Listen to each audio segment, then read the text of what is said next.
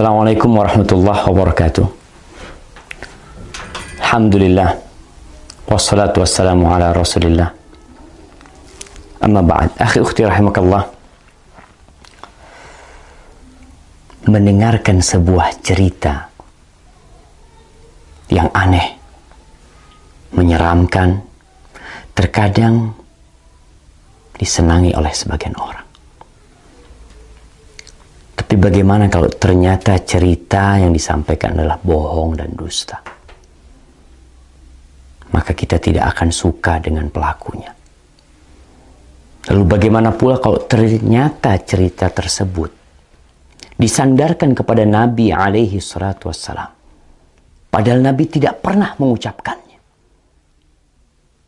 Kalau di negeri kita sekarang pemerintah sedang memerangi hoax, dusta, maka para ulama umat Islam sejak dahulu kala memerangi dusta atas nama Nabi alaihi salatu wassalam.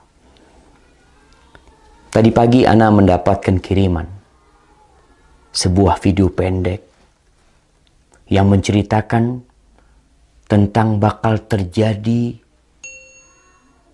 sesuatu yang mengerikan apabila pertengahan Ramadan itu tepat pada hari Jumat. Dengan semangat dia membacakannya, membuat orang yang menontonnya akan tertarik dan mungkin percaya. Dan memang dusta apabila diulang-ulangi, disebarkan, terkadang bisa menjadi sesuatu yang diyakini oleh manusia kebenarannya, padahal itu hoax. Dan Rasul sallallahu alaihi wasallam mengatakan, "Man kadzaba alayya muta'ammidan falyatabawa maq'adahu minan nar." Barang siapa yang sengaja berdusta atas nama aku, hendaklah dia bawa kursinya, tempat duduknya ke neraka.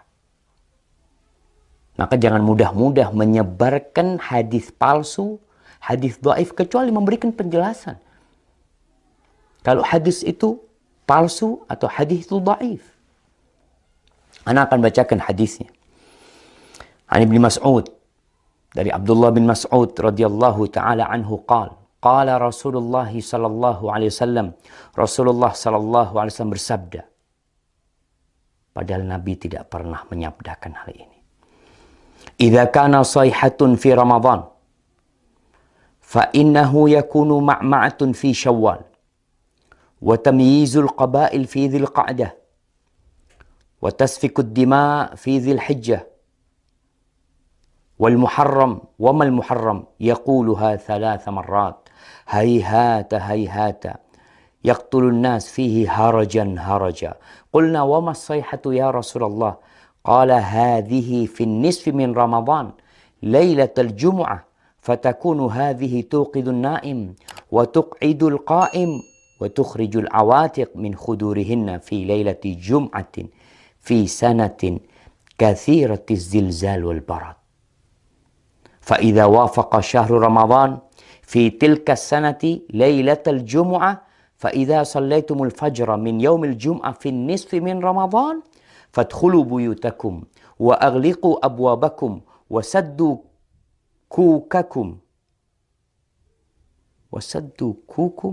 ودثروا أنفسكم وسدوا آذانكم فإذا أحسستم بالصيحة فخروا لله سجدا وقال سبحان القدوس ربنا القدوس فإن من فعل ذلك نجا ومن لم يفعل هلك.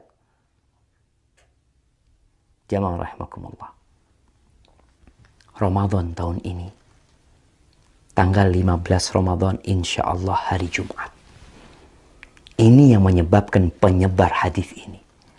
Karena hadis ini seakan-akan akan berlaku tahun ini.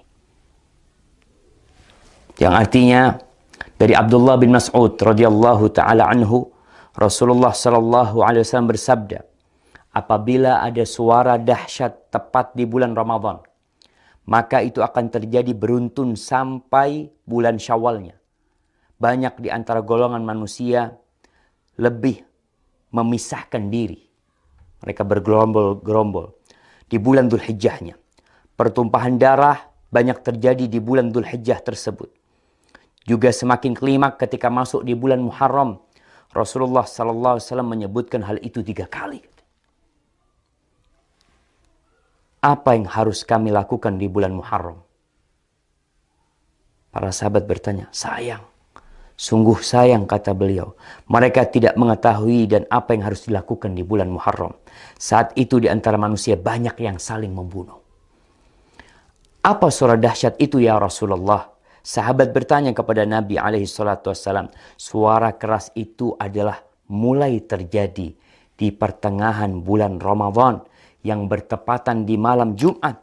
Suara dahsyat itu mengagetkan orang-orang yang sedang tidur, menjatuhkan orang yang sedang berdiri. Segala benda terhempas jauh keluar dari tempatnya, atau para wanita yang masih gadis akan keluar dari kamar-kamarnya. Malam Jumat pertengahan Ramadan itu terjadi goncangan dahsyat dan cuaca sangat dingin. Banyak sekali terjadi gempa, banyak sekali yang seperti yang kita lihat lah, gempa di mana-mana mungkin. Kemudian apabila bulan Ramadan itu tepat di tahun itu, dan kalian sedang melaksanakan sholat subuh malam Jumat di pertengahan bulan Ramadan tersebut, masuklah ke dalam rumah, kuncilah pintunya, tutuplah kepala kalian, lindungi tubuh kalian, dan tutup telinga kalian. Apabila kalian merasakan suara dahsyat, bersyukurlah, sujud. Nih, ada sujud. Kita tahu sujud itu ada sujud syukur, sujud tilawah, kemudian ada sujud sahwi, ada sujud ketika sholat. Ini sujud ketika mendengar suara keras. Membaca Subhanal Quddus, Rabbunal Quddus.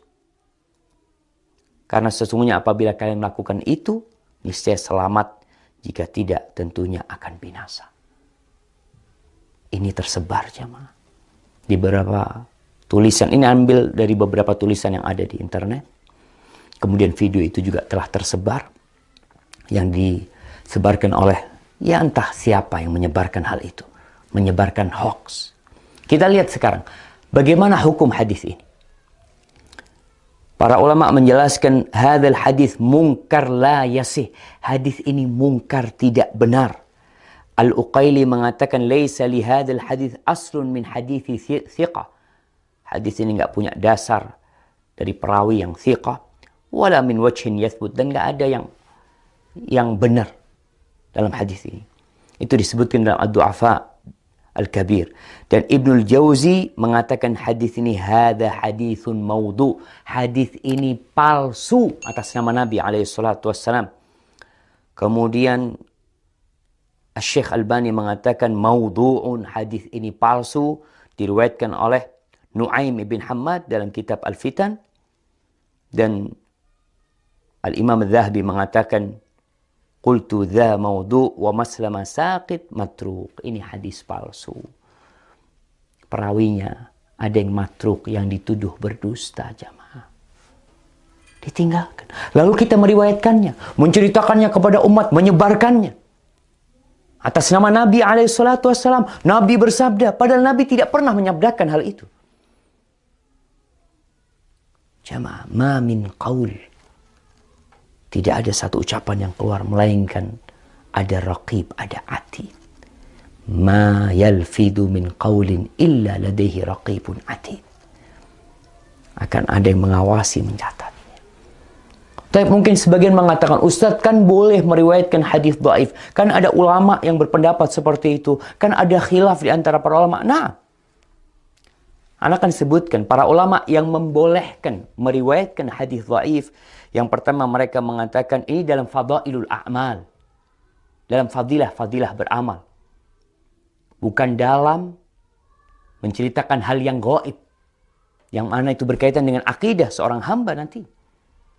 Boleh mengamalkan hadis-hadis dhaif dalam fadailul a'mal dengan catatan 3. Yang pertama, hadisnya tidak terlalu dhaif.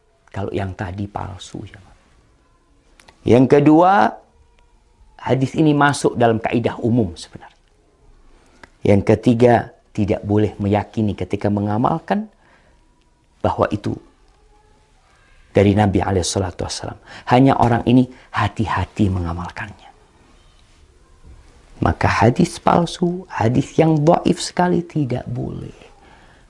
Kalau antum mau menyampaikan sebuah hadis yang dhaif, sampaikan kalau ini dhaif, kalau ini palsu, agar orang faham dan mereka tidak tertipu dengan apa yang kita sampaikan. Barakallahu fikum.